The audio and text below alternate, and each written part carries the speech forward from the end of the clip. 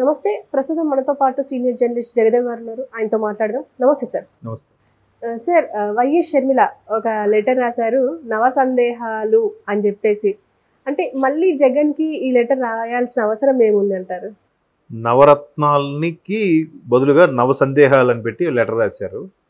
ఆవిడ ఒక విధంగా అసలు జగన్మోహన్ రెడ్డి గారికి ప్రధాన ప్రత్యర్థి ఆవిడేనేమో నాకు తెలిసి అట్లాగా అడుగుతున్నారు. అంటే ఈ నవ సందేహాలు చూస్తే ఆవిడ బహిరంగ లేఖ ఏదైతే రాశారో ఆ బహిరంగ లేఖలో నవ సందేహాల్లో ఒక్కటే ఎంపీలు స్పెషల్ స్టేటస్గా ఉంది. మిగతా 8 కూడా జాబ్కి సంబంధించి ఉన్నట్టు అనిపించాయి. అంటే జాబ్కి రిలేటెడ్గా ఉన్నాయి.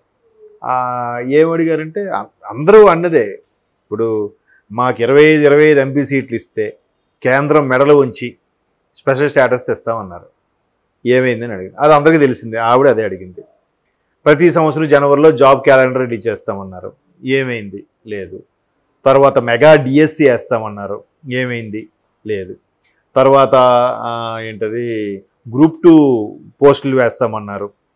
ఏమైంది? ఒక్క గ్రూప్ 2 కానీ ఏదో ఒకటి ఓపెన్ చేశారా? చేయలేదు. తర్వాత విశ్వవిద్యాలయాల్లో ప్రొఫెసర్స్ అసిస్టెంట్ ప్రొఫెసర్స్ వేస్తామన్నారు. అది ఏమైంది? తర్వాత మీ వల్ల యువత పక్క రాష్ట్రాలకి తరలి వెళ్ళిపోతున్నారు. తర్వాత 2019 వరకు ఉన్న నిరుద్యోగం ఇప్పుడు సుమారుగా 7% పెరిగిందంట.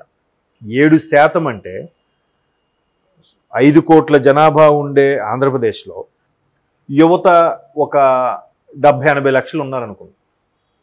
ఇప్పుడు 70 లక్షలే ఉన్నారనుకుంది. 7% పెరిగిందంటే 7 పదులు 70 అంటే 7 లక్షల మంది ఇంకా పెరిగారంట నిరుద్యోగులు. అంతే కదా.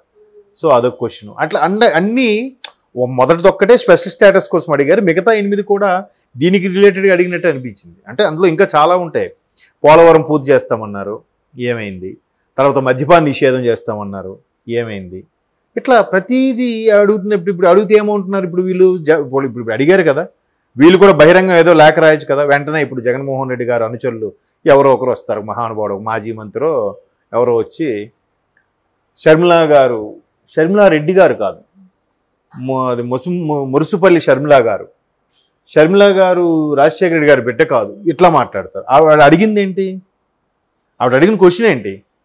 మీరు స్పెషల్ స్టేటస్ అన్నారు. ఏమైంది? పోలవరం పూర్తి చేస్తామన్నారు. ఏమైంది? జాబ్ క్యాలెండర్ రిలీజ్ చేస్తా, ఇది మాట్లాడాలి కదా. మేము ఇన్ని క్యాలెండర్ రిలీజ్ చేసాము అని ఏదో చెప్పడానికి ఏం లేదు. అక్కడ రిలీజ్ చేయలేదు. ఏమైందంటే ఆ సచివాలయం ఉద్యోగుల నుంచి ఏదో చెప్తారు. సచివాలయం ఉద్యోగులను తీసాము లేదా వాలంటీర్లను తీసాము అని చెప్తారు. ఆ ఉద్యోగాలు అవి. పోనీ మరి పోలవరం సంగతి ఏంటి? కొత్త టెండర్లు పిలిచాము. ఎప్పుడు పిలిచారు? అనిల్ కుమార్ యాదవ్ గారు ఉన్నప్పుడు ఏం చెప్పారు? Will finish it on December 2020 అని ఏదో అన్నారు ఆయన. 19లో గవర్నమెంట్ వస్తే 2020 డిసెంబర్ కల్లా పూర్తి చేస్తామన్నారు ఆయన. మరి 2020 వాళ్ళ ఊర్లో ఏ ఇయర్ అంటారో తెలియదు నాకు. 2023 డిసెంబర్ కూడా అయిపోయింది. సో ఇట్లాంటి సందేహాలన్నీ రిలీజ్ చేస్తుంటే ఖచ్చితంగా అది క్లారిటీ ఇవ్వాలి కదా. అలా ఇవ్వకుండా వ్యక్తిగత దోషణలు, వ్యక్తిగత విమర్శలు వీటిలోకి వెళ్ళిపోతున్నారు. సో ఇప్పుడు ఆవిడ పోని మిగతా వాళ్ళు కూడా ఉన్నారు కదా, ఒకవైపు కూటమి ఉంది కదా, కూటమిని కూడా విమర్శించవచ్చు కదా అని చాలామంది అడిగే ప్రశ్న. కూటమిని ఎందుకు విమర్శిస్తుంది ఆవిడ? ప్రభుత్వం ఎవరిది? ప్రభుత్వం ఏదైతుందో ప్రభుత్వమే దుయ్యబడతారు కదా. ఇప్పుడు మొన్న ఇక్కడ బరిలేక పోటీ చేశారండి. ఎవరి మీద పోటీ చేసింది ఆవిడ? ప్రభుత్వం మీద వ్యతిరేకతతో పోటీ చేసింది. ఇప్పుడు ఎంపీగా కూడా పోటీ చేశారు, ఇండిపెండెంట్గా వేశారని ఏదో అంటున్నారు. ఎవరైనా సరే కదా, ప్రధానంగా ఉండేది ప్రభుత్వం ఏదైతే ఉందో నడిపించగలుగుతుందా, విఫలమయ్యిందా అనే దాని మీద ప్రశ్నిస్తారు. వీళ్ళేమంటారు? చంద్రబాబు నాయుడు ప్రశ్నించట్లేదు కాబట్టి చంద్రబాబు నాయుడు ఇచ్చిన స్క్రిప్టే చదువుతుంది అన్నట్టుగా అలా తీసుకెళ్తున్నారు. ఇంతకుముందు ఉన్న ప్రభుత్వం చంద్రబాబు నాయుడు కాదు కదా. బీజేపీని కూడా విమర్శిస్తుంది ఆవిడ. కేంద్రంలో ప్రభుత్వం బీజేపీ కాబట్టి. మొన్న అన్నది కదా ఆవిడ, ఆయన 2 బీల మధ్య రిమోట్లు నడిచే మనిషి. ఆయన ఒక బీ బయట ఉంటే ఒక బీ ఇంట్లో ఉంది, ఒక బీ బీజేపీ, ఇంకో బీ ఇంట్లోనే ఉంది. బీజేపీ ఎలా చెప్తే అలా నడిచాడు ఈయన కూడా బీజేపీ ఫేవర్ అవ్వడం వల్ల కనీసం ఈయన ఏం అనట్లేదు, ఈమె ఏం చేయకపోయినా కూడా వాళ్ళు ఏం మాట్లాడట్లేదు అని కూడా అందావిడ. అంతే. సెంట్రల్లో బీజేపీ ఉంది కాబట్టి విమర్శిస్తుంది, స్టేట్లో వైసీపీ ఉంది కాబట్టి ఈమెను విమర్శిస్తుంది. తప్పేముంది? అది కూడా క్లియర్గా చెప్తుంది. 2014లో బాబు గారికి ప్రభుత్వానికి ఇచ్చారు, 19లో ఈయనకి ఇచ్చారు అన్నగారికి, ఇప్పుడు మాకు ఇవ్వండి అని అడుగుతుంది ఆవిడ. తప్పులేదు కదా. కానీ వీళ్ళేమంటారు, వాళ్ళు విమర్శించట్లేదు. ఇప్పుడు కూటమి కూడా షర్మిల గారిని విమర్శించరు. ఎందుకు? ప్రధాన ప్రత్యర్థి ఈవిడ కాదు. ప్రభుత్వ వ్యతిరేకత ఉంది కాబట్టి ముందు వైసీపీని గద్దె దించాలి కాబట్టి వాళ్ళ మీద విమర్శిస్తారు, అంతే కదా. సెంట్రల్లో బీజేపీని విమర్శించలేరు, ఎందుకంటే కూటమిలో భాగం కాబట్టి.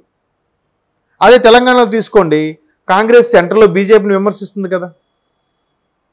అదే బీఆర్ఎస్ ఉంటే స్టేట్లో కాంగ్రెస్ని విమర్శిస్తుంది, సెంట్రల్లో ఉండే బీజేపీని కూడా విమర్శిస్తుంది, అంతే కదా. ప్రభుత్వం ఏది ఉంటే దాని వాళ్ళ దగ్గర ఒక గొడవ జరిగిందండి, అక్కడ పోలీసులు సరిగ్గా వాళ్ళ పనితనం చూపించలేదు, దానివల్ల కొట్టుకు చచ్చారు జనాలని వచ్చింది అనుకుందాం ఫర్ ఎగ్జాంపుల్.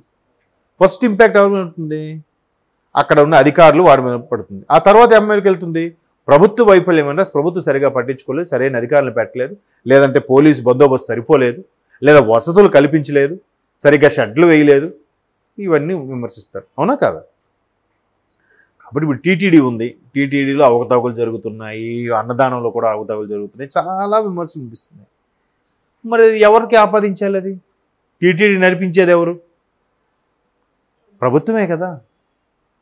సో అలాంటి సందర్భంలో ఖచ్చితంగా ప్రభుత్వం విమర్శిస్తుంది కాబట్టి ఈవిడ విమర్శిస్తుంటే ఈవిడ మళ్ళీ చంద్రబాబు గారు ఇచ్చిన స్క్రిప్టే చదువుతుంది అన్నట్టుగా కూడా విమర్శిస్తున్నారు.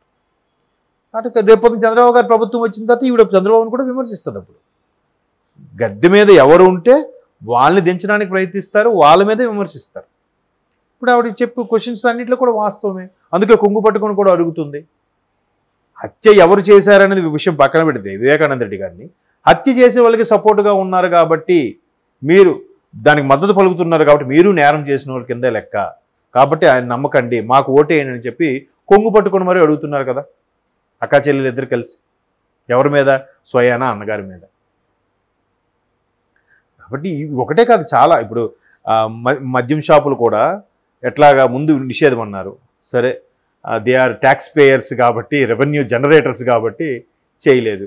పోనీ దాన్నైనా పోనీ ప్రభుత్వానికి ఆపాదించుకునేలాగా, ప్రభుత్వానికి ట్యాక్స్ రూపంలో వచ్చే విధంగా ఏమైనా చేశారా అంటే 3.5 సంవత్సరాల వరకు దానికి అసలు క్యాష్ ఆన్ డెలివరీ తప్ప ఎటువంటి యూపీఐ కానీ క్యూఆర్ కోడ్ కానీ ఏమీ లేదు, బ్యాంక్ ట్రాన్సాక్షన్ ఏమీ లేదు, కేవలం క్యాష్ అండ్ క్యారీ. మరి అంతా ఎక్కడికి వెళ్ళినట్టు? ఇసుక ర్యాంపులో ఇసుక లేదు, ఇసుక లేదు, ఆబ్వియస్లీ డెవలప్ లేదు కాబట్టి ఇసుక అవసరం లేదు. ఎవరెవరో ఇల్లు కట్టుకున్నారు, సొంత ఇల్లు కట్టుకున్న వాళ్ళు, లేదా వేరే ప్రైవేట్ సంస్థలు ఏవో కట్టుకున్నా కానీ పెద్ద ఇన్ఫ్రాస్ట్రక్చరు ఆర్కిటెక్చరు డెవలప్ అయ్యేంత స్థాయిలో అయితే రాలేదు. దాని మీద కూడా ఒకవేళ కట్టుకోవాలనుకున్న కూడా భయపడ్డారు. ఇసుక లారీ ఒకప్పుడు 500 అలాగ ఉండేదంట, ట్రాక్టర్ 700, అది ఇప్పుడు 2000-2500 చేసేసారు. అంటే ఇది బాగా పాత, అంటే అంత వేరియేషన్, పాత మాట చెప్తున్నా. ఇప్పుడు దగ్గర 12,000 ఎంతో ఉన్నట్టుంది అంటున్నారు. అంటే ఒకప్పుడు 7,000-8,000 ఉంది, 12,000 చేశారు, పెంచేశారు. లారీ లోడ్ అయితే ఇంకా ఎక్కువ ఉంటుంది. ప్రతిదీ కూడా అప్పుడు వీళ్ళ పాకెట్లో ఇస్తున్నట్టు, ప్రకృతి నుంచి తీసుకున్నదే కదా అది. అట్లా ప్రతి దాని మీద కూడా మాట్లాడితే ఆవిడ నవసందేహాలు అన్నారు. కానీ నవసందేహాలను కూడా ఎందుకు అన్నారంటే నవరత్నాలు ధీటుగా నవసందేహాలను అన్నారు, కానీ ఇంకా ఎక్కువే ఉంటాయి, 90 సందేహాలు కూడా చెప్పచ్చు, అంతే కదా. ఏది ఒక యూనివర్సిటీ తీసుకొచ్చింది లేదు, ఒక కంపెనీ తీసుకొచ్చింది లేదు, ఆ ఇసుక ర్యాంపుల్ని ఈ విధంగా పీడించడం, తర్వాత మద్యపాన నిషేధం లేదు, పోలవరం ప్రాజెక్టు కట్టలేదు, పోనీ ఇంకేమైనా మొన్న ఏదో హంద్రీనేవా ఏదో వాటర్ వచ్చిందని అన్నారు కదా, అక్కడ ముందు రోజు పైపులతో నీరు వదిలి ఆయన వచ్చే టైంకి వేశారంట, నెక్స్ట్ డేనే అంత ఖాళీగా ఎండిపోయిందంట, సెటప్ లాగా. మరి ఇలాంటివన్నీ చేసుకుంటూ పోతే ఎన్ని అవుతాయి? పోనీ రాజధాని వైజాగ్ అన్నారు, వైజాగ్ షిఫ్ట్ అయ్యారా?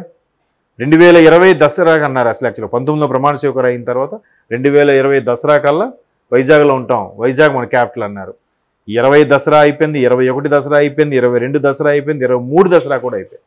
23 దసరా అంటే 4,000 గడిపేసిన తర్వాత ఏమన్నారు? 23 డిసెంబర్లో వెళ్తామన్నారు, అది అయిపోయింది. సంక్రాంతి అన్నారు, ఎన్నికలు కూడా వచ్చింది, అయిపోయింది.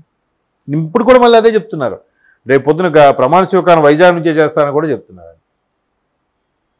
ఇంక మరి అది వాళ్ళ విజ్ఞతగా వదిలేయాలి.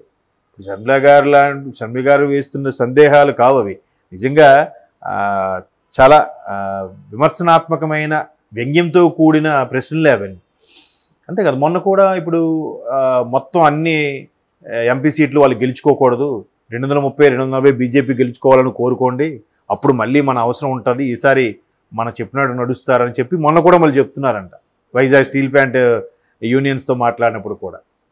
చూడండి వాళ్ళు, మనం గెలవాలని కోరుకోవాలి కానీ పక్కోడు ఓడిపోవాలని ఎప్పుడు కోరుకోకూడదు కదా. కాబట్టి షర్మిలా గారి నవసందేహాలు కాదు, 90 సందేహాలు కూడా ఇంకెక్కువే ఉంటాయేమో. నాకు తెలిసి అన్ని ఉన్నాయంటే ఇంకా రాజకీయ పవన్ కళ్యాణ్ గారు లాంటి వాళ్ళకి లేదంటే టీడీపీలో సీనియర్ నాయకులను ఎవరైనా కలిగితే ఇంకా బోల్డ్ ఉంటాయి. దాన్ని పట్టుకునే క్యాన్వాసింగ్లో రోజుకు అంశం మీద అడుగుతూనే ఉన్నారు కదా. Okay sir, thank you.